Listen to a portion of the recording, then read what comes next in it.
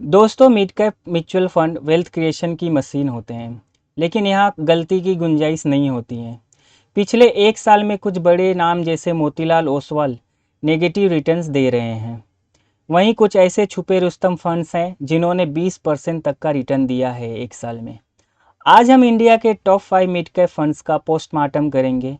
हमने आज लिस्ट में एक बड़ा बदलाव किया है।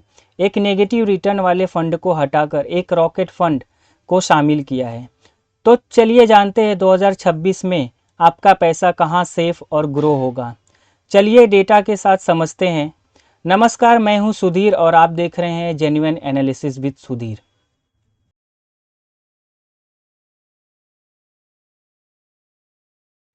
नंबर 1 पर है कैटेगरी का सबसे पुराना खिलाड़ी निप्पॉन इंडिया ग्रोथ फंड। दोस्तों, ये फंड बोरिंग है पर रिलायबल है। इसका एओएम साइज 42,000 करोड़ से ज़्यादा है, जो थोड़ा चिंता का विषय हो सकता है, लेकिन इसका डाइवर्सिफिकेशन कमाल का है। अगर आपको एक ऐसा फंड चाहिए जो मार्केट गिरने पर पैनिक ना क्रिएट करे और हर मौसम में कंसिस्टेंट रिटर्न दे, तो निप्पॉन आज भी एक सॉलिड चॉइस है। ये कभी टॉप 1 नहीं होगा पर टॉप 10 से बाहर भी नहीं जाएगा। दूसरा फंड है इन्वेस्को इंडिया मिड कैप। इस फंड की सबसे खास बात है इसका साइज अप्रॉक्स 10,300 करोड़। ये मिड कैप स्पेस में स्वीट स्पॉट है, ना बहुत बड़ा ना बहुत छोटा। इस फंड मैनेजर की स्ट्रैटेजी सिंपल होती है, क्वालिटी ओवर क्वांटिटी। ये उन कंपनीज को पिक करते हैं जिनका कैश फ्लो स्ट्रॉन्ग हो। डेटा देखोगे तो इसका डाउनसाइड प्रोटेक्शन ज़बरदस्त है। मतलब जब मार्केट गिरता है तो इन्वेस्को बाकियों से कम गिरता है।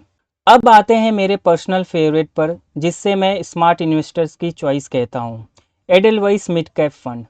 दोस्तों, म्यूचुअल फंड में रिटर्न हमारे हाथ में नहीं है, पर खर्चा बचाना हमारे हाथ में है। ये फंड आपसे सिर्फ 0.40% एक्सपेंस रेशियो चार्ज कर रहा है। बाकी फंड जहां 1% तक ले रहे हैं, वहां ये आधी कॉस्ट में 28% का 3 साल में रिटर्न दे रहा है। इसका शार्प रेशियो 1.25 लिस्ट में वन ऑफ द बेस्ट है, जो बताता है कि ये कम रिस्क लेकर ज़्यादा रिटर्न बना रहा है। अब बात करते हैं उस फंड की जिसने मोतीलाल ओसवाल को रिप्लेस किया है, ICICI prudential mid cap fund. जहां मोतीलाल ओसवाल पिछले एक साल में नेगेटिव या फ्लैट रहा, वहीं आईसीआईसीआई ने 19.7% का रिटर्न दिया है।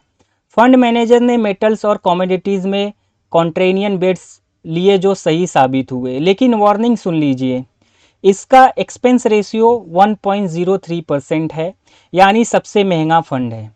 यह fund high risk high reward वालों के लिए है। अगर आप वोलेटिलिटी बर्दाश्त कर सकते हो तभी इस रॉकेट पर सवार हो। Last but not the least category का हाथी HDFC mid cap opportunities. Size है 92,000 करोड़। लोग कहते हैं साइज रिटर्न को मारता है, पर एचडीएफसी ने पिछले एक साल में 16% रिटर्न देकर सबको गलत साबित किया है। इसका सबसे बड़ा प्लस पॉइंट है इसकी वैल्यूएशन पी 26x। ये फंड महंगे स्टॉक्स नहीं खरीदता। अगर आप सेफ्टी चाहते हैं और रातों की नींद हराम नहीं करना चाहते हैं, तो ये फंड आपका सेफ्टी नेट हो सकता है। दोस्तों, स्क्रीन पर ये मास्टर टेबल देखिए, जहां साफ दिख रहा है सबसे सस्ता एडलवाइस है 0.40%। सबसे तेज़ रिटर्न आप देखोगे तो आईसीआई प्रूडेंशियल 19.7% का रिटर्न दिया है। सबसे सेफ अगर आप देखोगे तो एचडीएफसी मिड कैप, जिसका स्टैंडर्ड डिवीजन सबसे लो है।